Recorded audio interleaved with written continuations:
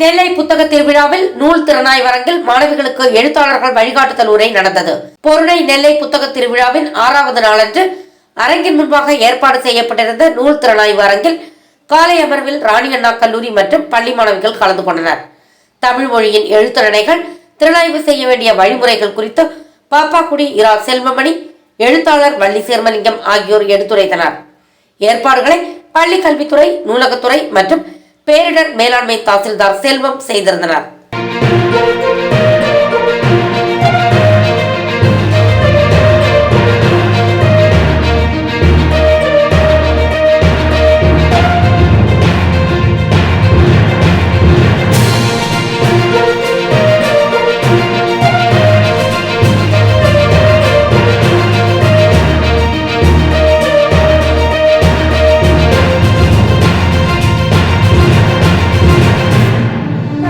Thanks for watching உண்மை செய்திகள்.